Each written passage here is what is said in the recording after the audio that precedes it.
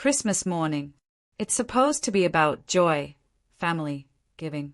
But for us, it became a battleground of cruel words and a shocking act of betrayal. And honestly, it pushed me to do something I never thought I'd do. I quietly cancelled my brother's rent at 9:03 a.m. the very next day. What the hell happened, you ask? Oh, you're about to find out. It all started innocently enough, or so it seemed. My daughter, Leah, she's 10, quiet, modest, the kind of kid who gets easily overlooked by the louder personalities in our family, especially my brother Evan and his son, Tyler. She was carefully unwrapping a gift from Evan and his wife at my parents' house, her eyes wide with that unique Christmas morning wonder. For a split second, I actually thought, maybe, just maybe, Evan's trying to do something kind. Hey. It was a brand new gaming console. Leah smiled at the box, her fingers tracing the picture on the packaging like she was trying to memorize every detail. That's when my nephew, Tyler, Evan's 12-year-old, leaned in close to her ear. His breath was practically on her skin when he whispered, "You wouldn't get this game anyway. You're too shy for it. Too slow." Leah froze. My heart absolutely stopped. Before she could even process it, Tyler's dad, my brother Evan, added, "Yeah, you just mess it up." Time stretched. You know those moments. My parents were still oblivious, chatting over coffee, my mom passing cookies around, utterly unaware of the poison being dripped into my daughter's innocent ears. I just stood there, waiting for Evan to correct his son, waiting for him to soften those brutal words. Nothing. He didn't even glance at Leah. And his wife? She just smirked, like it was all harmless fun. A funny little joke at my daughter's expense. I didn't make a scene. I've learned, with them, that confrontation just feeds whatever twisted game they are playing. Instead, I just started gathering up the torn wrapping paper and empty boxes, carrying them into the kitchen. I could feel Leah's eyes on me for a moment before she looked away, her little face closed off. The rest of the day was a slow bane, a quiet rage building inside me. Tyler, my nephew, set up the console in the living room like it was his own personal kingdom. The controller never left his hands. Leah, she didn't ask to play. She just sat in the corner with a library book she'd brought, turning pages so quietly you could almost miss she was there. And all the while, Evan acted like nothing had happened. Like this console was some generous gift, not a brutal tool to remind my daughter of where she ranked in his messed-up version of our family hierarchy. By the time we got home that evening, my mind was made up. There was a storm brewing, but it was all contained within me. At 9 p.m., after Leah was finally asleep, I walked into the living room. The console sat under the TV, all the wires trailing neatly into the wall. I unplugged each one, wrapped them up, and carried the whole thing to my bedroom closet. I set it on the shelf, shut the door, and stood there in the dark for a long time. That was step 1. Step 2 was coming at 9:03 the next morning, and they wouldn't see it coming. Not in a million years. Exactly at 9:03 the next morning, I sat at my desk with my coffee, my heart a steady drumbeat. I opened my banking app and scrolled to the recurring transfer for Evan. The same one I'd been sending for 14 straight months. Same day, same amount, no questions asked. That morning, though, I didn't hesitate. My finger hovered over cancel for less than a second before I tapped it. The confirmation popped up. This payment will not be processed. That was it. No fireworks, no dramatic music, just a profound silence in my living room and an unbelievable weight lifting off my chest. I'd thought about this moment plenty of times before, usually after some small, casual insult aimed at me or Leah that I'd brushed off for the sake of keeping the peace. But this time, this felt different. I'd been there when he and Tyler turned a Christmas gift, something meant to bring joy to my daughter, into a public, humiliating reminder that she wasn't part of their little world. And I'd stood there, watching my brother act like that was perfectly, utterly fine. By noon, my phone buzzed with the first message from him. "Hey, the rent didn't come through. Send it today. We're already late." No greeting. No question. Just an instruction. I didn't answer. 20 minutes later, what's going on then? Is this a mistake then? Don't make this harder than it needs to be. Still, silence from my end. By mid-afternoon, the tone shifted. His wife started texting me, trying to play innocent. Hey, Lily, I think the rent transfer got messed up. Could you check? We've got bills due and Tyler's already stressed about the house situation. That one almost made me laugh out loud. Tyler hadn't seemed too stressed when he was mocking my kid in front of an audience. Had he? When the texts didn't work, the calls started, first from Evan, then from her. I let them all go to voicemail. My phone pinged so often that I finally switched it to silent and put it face down on the counter. I'd learned long ago that people like them depend on your immediate reaction. They push hard and fast so you don't have time to think. I wasn't going to give them that opening. By evening, the desperation started to seep through. The messages shifted from "we need it" to "you owe us" to "what will mom and dad think when they hear about this?" And that last part, that told me exactly what was coming next. They were going to turn this into a full-blown family war. What they didn't know was that I'd already decided how far I was willing to go, and I wasn't backing down this time. By the next morning, Evan had widened the circle. It wasn't just him and his wife filling up my notifications anymore. Now, my parents were in on it. My mother's first text came in at 7:42 a.m. Your brother says there's been a misunderstanding with the rent. Just send it over and clear this up before it turns into a bigger problem. There was no question in her words, just the same assumption they'd all made for years, that my role was to quietly step in, write the check, and keep the peace. I didn't reply. An hour later, my dad called. I let it go to voicemail. His voice was calm, almost rehearsed, as he left a message about how family sticks together and how I shouldn't hold grudges over something so small. I stood in my kitchen, my coffee going cold, listening to it, thinking about how easily they all minimized what had happened. My daughter getting humiliated in front of the entire family was small to them because it hadn't been their kid. By lunchtime, I started getting messages from relatives I rarely spoke to. An aunt asking if I was really going to do this to Evan right before the new year. A cousin I barely knew chiming in with, maybe just talk it out. The story had clearly been making the rounds, and Evan was the one telling it, painting himself as the victim. At 1:17 p.m., my phone lit up with a number I didn't recognize. It was my grandfather. He doesn't call much, but when he does, it's because something truly matters. I answered, bracing myself for another lecture, but he didn't lecture. He told me Evan had already called him, painting himself as the struggling father, blindsided by his sister's sudden cruelty. But my grandfather wasn't buying it. He'd been at our parents' house the day before. He'd seen the way Evan and Tyler acted, the way Leah shut down. And he told me, without hesitation, "You're not wrong, Lily. They've been using you, and you've been letting them. Enough's enough."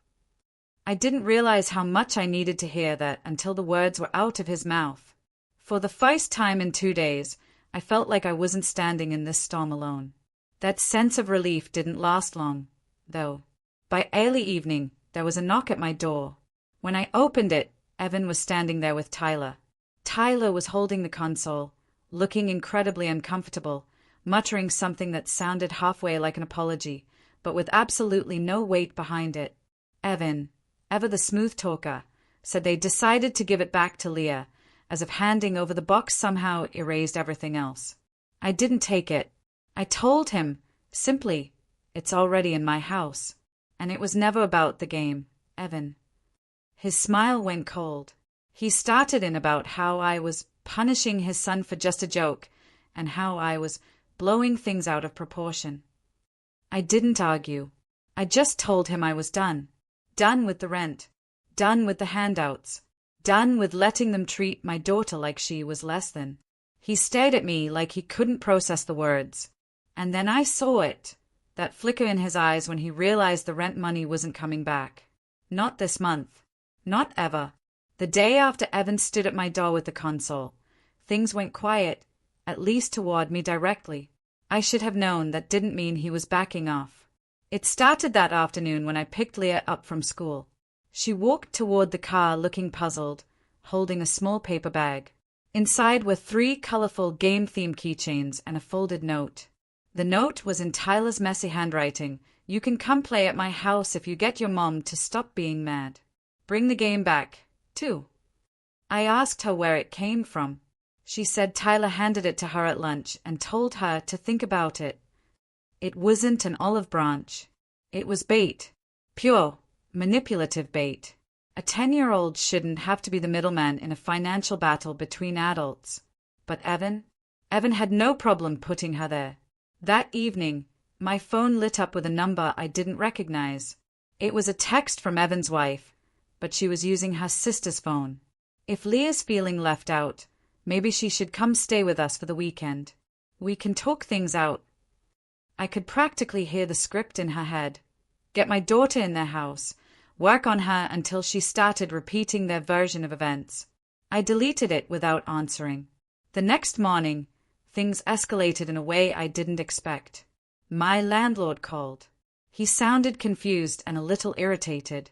Apparently, Evan had contacted him directly, claiming there had been a mix-up with the rent payments and that mine had been accidentally sent to the wrong account. Then he tried to convince the landlord to let him into my payment records so he could fix it himself.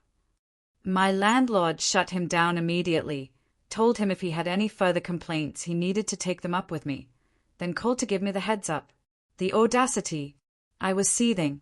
By that afternoon, extended family started weighing in again, but the tone had shifted. My cousin Ben called to say Evan was telling everyone I had taken Christmas away from the kids by keeping the console. In his twisted version of the story, it had been a joint gift for both Tyler and Leah, and I'd snatched it. Out of spite, he conveniently left out the part where they told my daughter she wasn't smart enough to use it.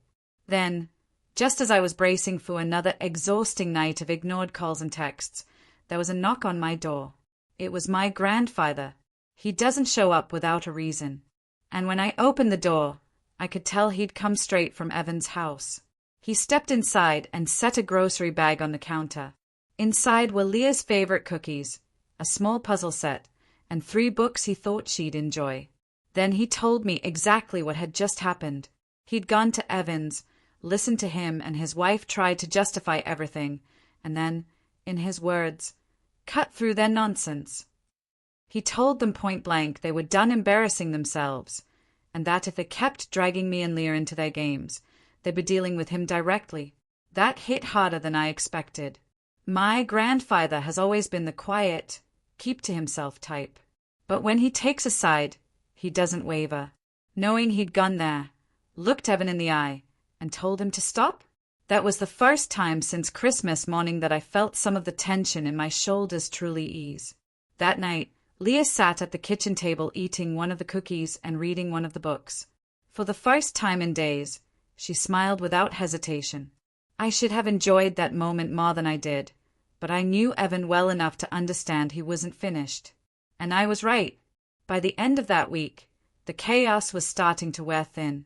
Not because Evan had given up, he was still pushing, but because each new attempt seemed to chip away at whatever sympathy he still had from the rest of the family.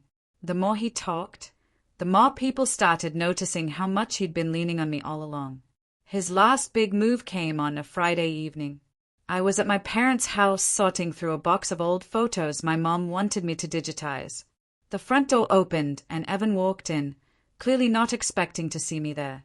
He froze for half a second, then shifted straight into what I can only describe as performance mode. He started talking about resolving this and how the rent thing had gotten blown way out of proportion. He didn't even bother acknowledging what happened on Christmas. It was as if the only problem worth fixing was the missing money. I stayed sitting at the dining table, sorting photos, and told him plainly that nothing had been blown out of proportion. I'd made my decision, and I wasn't reversing it. That's when he pulled out what he clearly thought would force my hand, a stack of printed screenshots. They were all messages between us from the past year.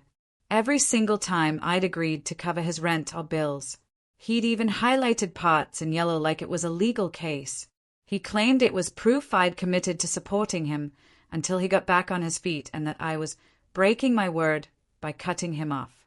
Before I could respond, my grandfather, who had been sitting quietly in the corner reading the paper, folded it and set it down. His voice was calm, but it left no room for argument. He told Evan those screenshots didn't prove any kind of obligation. They proved I'd been far more generous than most people would have been. Then he leaned forward and said something that absolutely cut the air in the room. Support is a privilege. When you start treating it like a right, you've already lost it. The room went silent.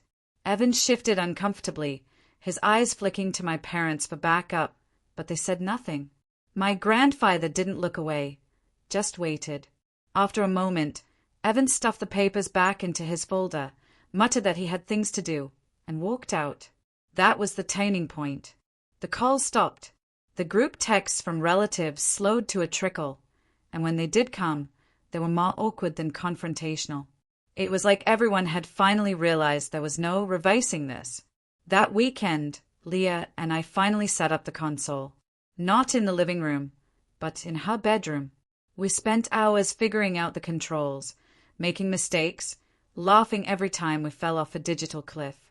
She kept looking at me with that small smile she gets when she knows something is truly hers. No one hovering over her shoulder. No one telling her she's too slow or not good enough. Evan never apologized. He never admitted he was wrong. But it didn't matter anymore. He understood now that the free ride was over. And more importantly, Leah understood that I would stand between her and anyone, family or not, who tried to humiliate her. The money I'd been sending him each month stayed in my account. The peace in my house stayed in place. And for the first time in years, I didn't feel like I was carrying someone else's weight. In the weeks after that Friday night at my parents' house, the ripple effect started to show. Evan didn't come around much anymore. At first, my mom covered for him, saying he was too busy or dealing with a lot.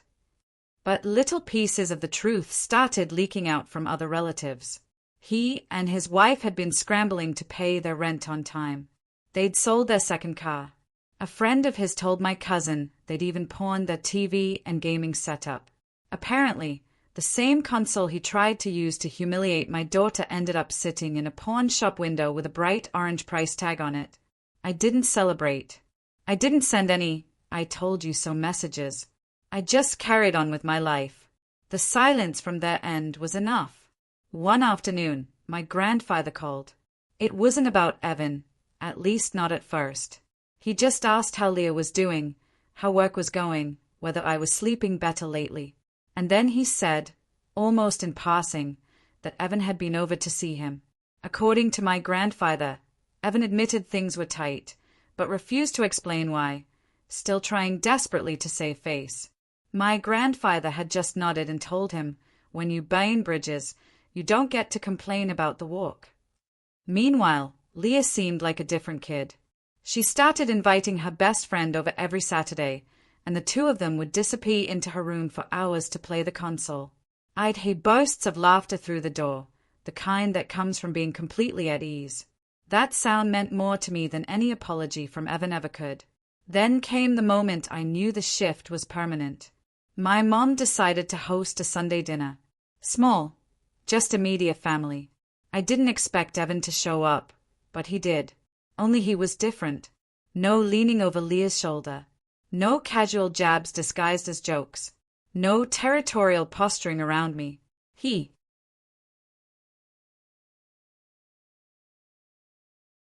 kept his distance, spoke only when spoken to, and didn't bring up the rent once. It wasn't an apology, but it was an admission in its own quiet way. The balance had changed, and he knew it. On the drive home that night, the streetlights flashing through the windshield, I realized something important. For years, I'd confused silence with peace. I thought keeping the peace meant letting things slide, absorbing every little cut for the sake of family harmony. But peace isn't the absence of conflict. It's the presence of respect. That Christmas morning had been the breaking point. The rent cancellation, the confrontation, the fallout, It all led to this new reality where my boundaries weren't negotiable. Evan lost the rent money. He lost the automatic safety net. And maybe, if he didn't change, he'd lose even more over time. But Leah gained something he couldn't touch. The absolute certainty that her mom would step between her and anyone, even family, if they tried to tear her down. And for me, that was worth more than every check I'd ever written combined. 10 days after that Sunday dinner, I thought the whole situation had finally settled into silence. No calls, no messages, no accidental run-ins. Then on a Wednesday afternoon, my grandfather called again, but this time he sounded almost amused. Apparently, Evan had gone to our parents and announced that he and his wife were moving to a cheaper place to have more control over their finances. My mom repeated it to my grandfather like it was some bold, independent choice, but he'd already heard the real story. They were being evicted. The landlord had given them notice after months of late payments, even before I cut them off. My rent help had been the only thing keeping them in that apartment. And without it, the clock finally ran out. What I didn't expect was what happened next. Evan actually reached out to me. No insults, no pressure, just a short message.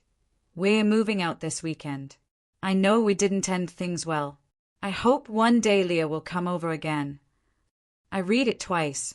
It wasn't quite an apology, but it was the closest I'd ever get from him. I didn't reply, not out of spite, but because there was nothing left to say. Sometimes, leaving a message unanswered is its own kind of answer.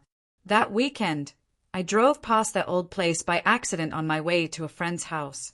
The blinds were open, the living room empty, except for a couple of boxes and an overturned chair. The space looked smaller without all the clutter. And for some reason, that image stuck with me, like all the weight they'd been trying to hide had finally spilled into plain sight. Life on my side kept moving. Leah had started a new art class after school. The console was now something she and her friends enjoyed without hesitation, a symbol of her own space and joy. She'd stopped asking about Tyler entirely. That told me everything I needed to know about how she'd processed what happened. The conclusion came to me one night as I was folding laundry. Help is only meaningful when it's respected. Without respect, it's just a leash. And the person holding it ends up more trapped than the one at the other end. Cutting that leash wasn't cruelty. It was freedom, for me, and for Leah. Evan's chapter in our lives didn't end with a dramatic fight or some tearful reconciliation. It ended quietly, with the understanding that the door was still there if he ever learned how to walk through it without stomping on everyone inside. But until then, it stays shut, and I sleep just fine knowing that. Honestly, thinking back, I don't regret a single thing. I had to protect my daughter and myself. But I wonder, what would you have done in my place? Have you ever had to draw a line with family like that? Let me know in the comments below. I really want to hear what you think.